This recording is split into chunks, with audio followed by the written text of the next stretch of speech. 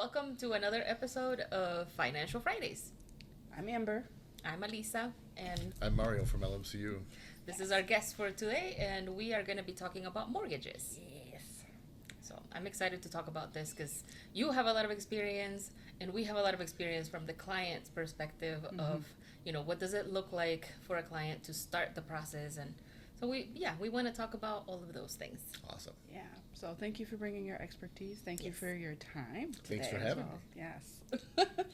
Yes. So I guess the first thing when it comes to mortgages, we always get a lot of people that ask, what is a mortgage? What all entails in a mortgage? So do you mind speaking to that, of what all is in a mortgage, what does it entail, and the importance of having a mortgage? A mortgage is similar, really, to like when you buy a car. You're paying over time. In most cases, your insurance and taxes are escrowed into the mortgage, so that's you don't have to think about that when it comes due. It gets paid automatically. Mm-hmm. Yeah. You make one payment, right? Yeah, one payment a month. Mm-hmm. Yeah. So I know a lot of times we get people have the question of an escrow account, because we also come from the foreclosure side where they actually have to pay property taxes and homeowners insurance separate because it wasn't required back when they bought the home originally. So escrow account is something that comes up a lot on our end of the importance of having one, but also what actually it is. And I think the lack of knowledge of what an escrow account is, which we try to, whenever we see clients, to educate of the reason why it is. But also we also get when property taxes are behind and they have a mortgage, why wouldn't you put that escrow account in with the mortgage so that way it can get paid, all of that. Yeah. So do you see that, like why people I've had a ask few people questions? who prefer to just pay it on their own. Personally, I wouldn't want that. I think of an escrow account as kind of like a savings account. Right. Yeah. You're paying into it with every mortgage payment. It gets separated out by your lender. And then from that, they pay those taxes and insurance when they become due. I don't know. I don't want to think about it. Right. Yep. Yeah. I just want to pay and be Yeah. done, Right. Yeah. But, Yeah. some people prefer it. Yeah. Yeah, I think the one payment for me makes a difference, right? Like if I have to make, the water bill, the, electricity, I can't think of other bills that you pay, but, all the bills that you pay already. Right. And then adding to that your mortgage and then property taxes and insurance, that just, that just seems like a lot to me. I know for me it's like surprises, 3 yearly surprises. Summer bill, Yep. winter bill, Yep. and insurance bill. It's also like, oh man, you gotta pay that too. Yeah. So if you're not a good planner, really it's best to have an escrow. Yeah. Agreed. Yeah, and then also like the winter bill is so much smaller than the summer bill for taxes, right? Like there's such a big difference that sure you can plan for 100 and whatever is the the amount for the winter bill, but then the summer bill would be like 2,000 something, depending on where you live, right? Like that's a huge So a couple difference. months ahead of time you start stressing out, am I gonna have enough for that? Am I gonna have enough for that? With an escrow, you don't have to worry about it. Yeah. Yeah. Yeah. Yeah. Well, thank you, because I know that comes up for us quite a bit. Yeah. So, I think also the types of mortgages that are out there, we see on our end of, the importance of having or knowing what type of mortgage it is, because it helps us to see what ways that we can go if somebody falls behind on their mortgage, what ways that we can go if you have a FHA Right. or MISHDA, whatever, And conventional. mortgages there's so many types, and a lot of banks have their own portfolio products. For example, I know at LMCU we have the Home Plus program, which is 0% down, no PMI, which we should probably talk about. But majority of mortgage programs, it's a fallacy that you need 20% down to buy a house. Generally 3%. I know with MISHDA we can go 1%, and then we have our close, of course, our 0%. Yeah. Yeah. Can you talk about the differences then between a conventional, like for you, I guess not just for down payment, but like for the clients, of the difference between like a conventional MISHDA Like what, Technically, all of those are conventional. okay, Yeah. okay. It's a 30-year conventional with Mishta or, with any of the other mortgage products. Mm-hmm. Of course, there's, shorter term ones as well, but you're paying more. Mm-hmm. every- Yeah. Yeah. So like a 15-year will have like a higher payment, but you finish paying, sooner, lower interest rate usually, right? And then the 30-year will have a little bit less interest rate, but you pay for obviously longer time. Really, the best right? thing to do is to apply, and your mortgage lender will look and see what program best fits your needs, because there's going to be so many factors: how much you have to put down, what your credit score is, so on and so forth. For example, most mortgage programs require a 620 to 640 or higher credit score. FHA will work with a score as low as 580. However, they require 3.5% down Yeah. before any other assistance can be added to it from Yeah. whatever programs are out there. Mm-hmm. Okay. Yeah. So when you meet with the loan officer, what does that process look like? So do you, you said they give you like a breakdown of what you might qualify for. Do they give it to you printed out? Can you ask for those things? Like usually Yes. clients will say like, how does this look like? I don't know who to talk to. I don't know how to talk to them. I I have don't know people what that to will ask. just apply online, and it comes straight to me or whoever you choose for your loan officer, and you barely even have to meet with them. But some people require a little more hands-on, and that's great too. And then also provide the documents that are required. So generally, 1 full month of pay stubs for all employment, 2 years of W-2s, most recent 2 years, 2 most recent months of all bank statements, and your ID. Yeah. And then from there, we put it Yeah. all together, kind of see what best fits your needs and what mortgage programs might be out there that work. If it comes, we'll do a soft pull on your credit. I don't do hard pulls for a pre-approval, so it doesn't affect your credit score. And then from there, we can Yeah. figure that out. Yeah.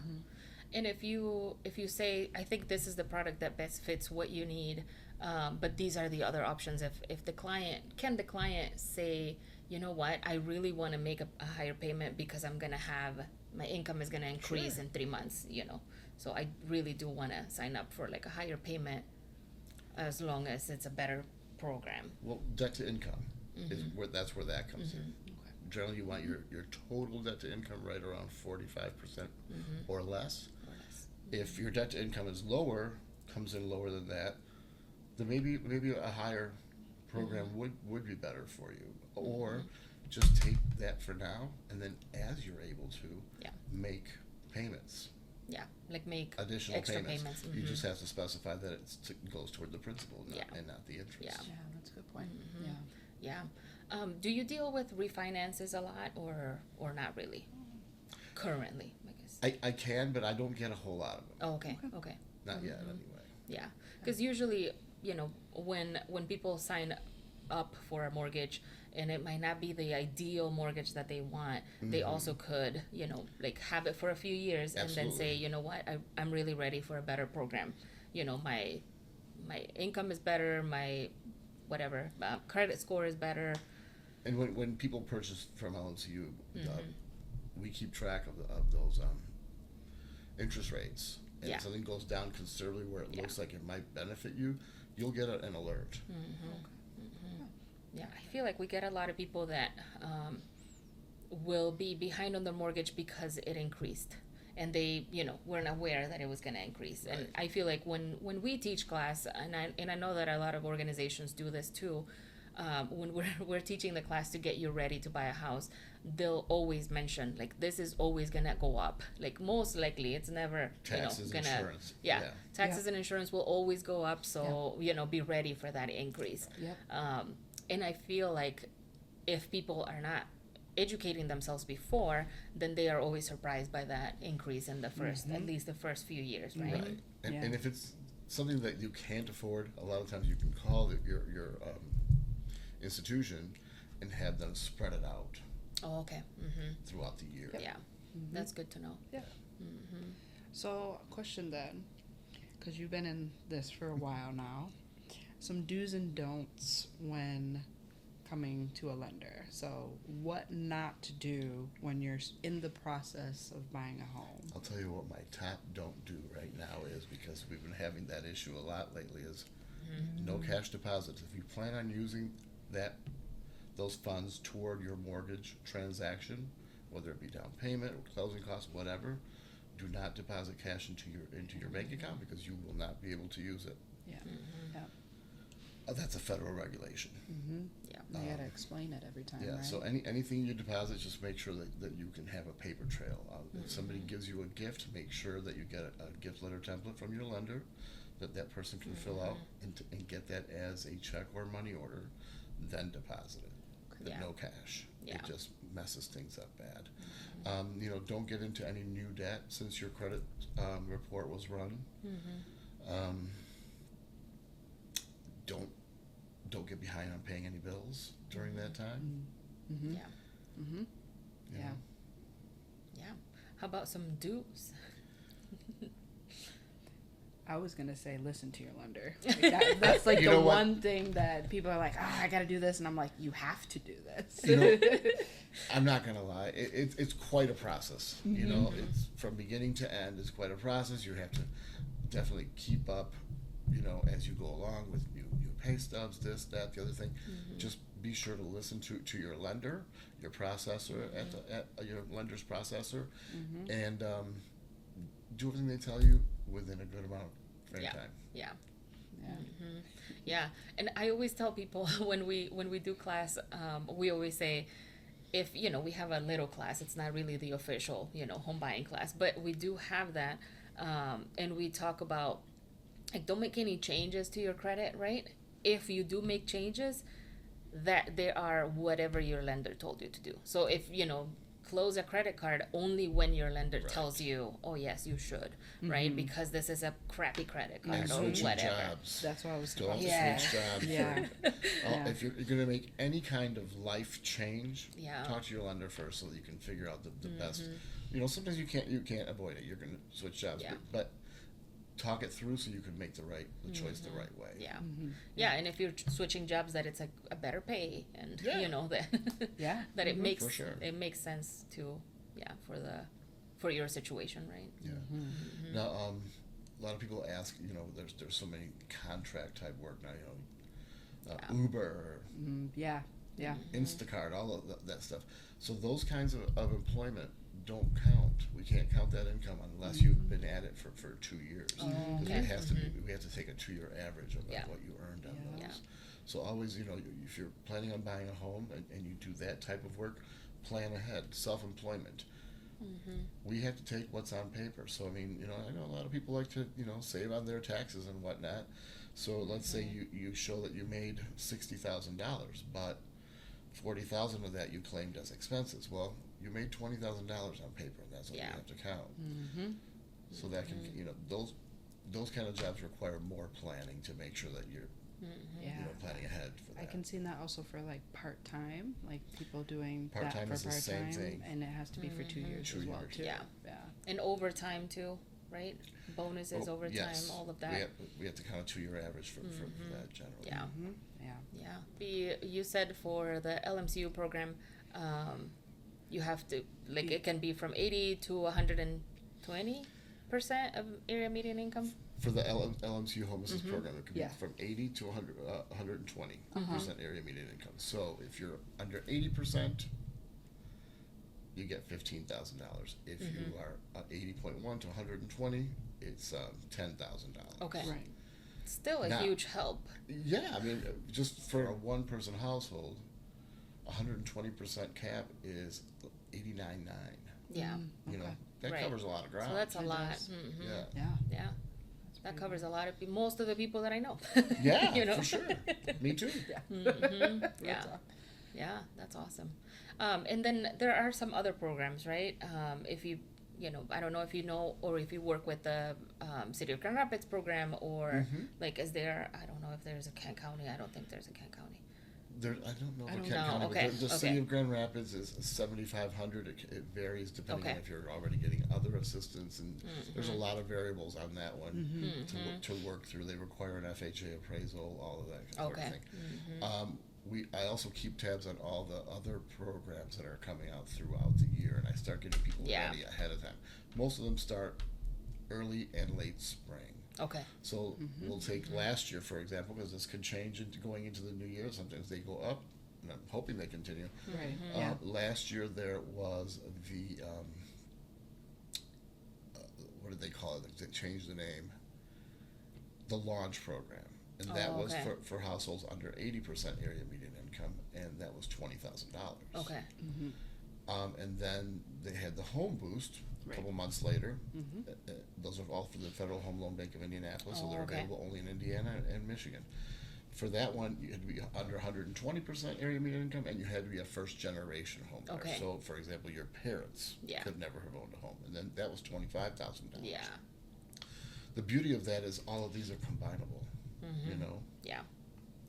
so I was getting people between $40,000 and $50,000. Yeah. And, In grants and that those they do don't. not have to be paid back. I was gonna ask. Yeah. The LMCU one doesn't have to be paid back either. The only one that does have to be paid back is the $10,000 through MISTA. Through Yes. Mishta. Yep. Yeah. Yeah. Yep. Yeah, that's not the one that I had, but I had Mishta initially when I bought my house, and I had 7,500 is what they gave me, It's and 10 now. I paid it back through a refinance. So that's why I was Right. asking, Yeah, like, we do always tell people do people, that? Because yeah. Yeah. you know, So MISTA, Yeah. basically the rule is you can either, you have to pay it back if you refinance, if you sell the home, or if you pay off the when you mortgage. pay when you finish paying it off. Yep. Yep. And we try Yeah. to make sure that we educate people in that, and that's the whole reason why we also did this topic of mortgages, is because we want people to be educated on what type of mortgage that they have, what they have to do. So, Right. for example, we get a lot of people that have a balloon payment, and they have either inherited it from somebody, or they didn't realize that their husband had did it and they passed away. So they come to us as saying, well, it's about to mature and I don't have the 14 or 10,000, whatever it is. So that's why we are bringing this knowledge to everybody, because if you That's don't a know good what type thing. of mortgage that you have, you don't know what's going to come up. You don't know at the end of the Mishta mortgage you're done and you have Right. to pay that back. It's like, Right. what do I do Yeah, like now? those land contracts, you know, you are paying over time, Yeah. but then at some point, that balloon is going to come due. Exactly. And that's fine and good. Mm-hmm.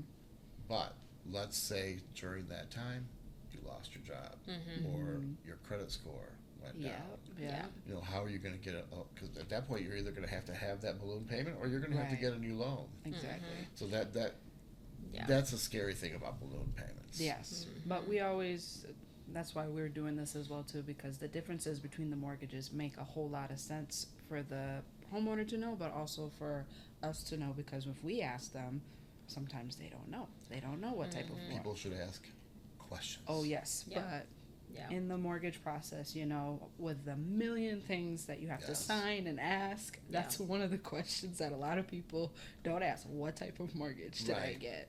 It's just like, I can buy a house. Yes. Like, yes. For sure. Which That's is it. the excitement I totally get. I Yeah. totally get. But I do a lot of MISTA, so I always try to explain to them Yeah. this will have to be paid back if this happens, so that they can be ready. Yeah. yeah, yeah, and we just think that that's important for people to know what type of mortgage that Yeah. they have, whether it's Yeah. Mr. or And a lot of whatever people else. ask me like, "Well, can I pay it over time?" No, you can't. Okay, if I get some money and I can't, I said, why? Yeah. Right. It doesn't have interest, Right. Yeah. you know. So And it's Yeah. in 30 years, so you you never use know what's that going to happen. money to pay Yeah. on your principal or something, Yeah. you know. Yeah. Yeah. Mm-hmm. So you're saving interest then.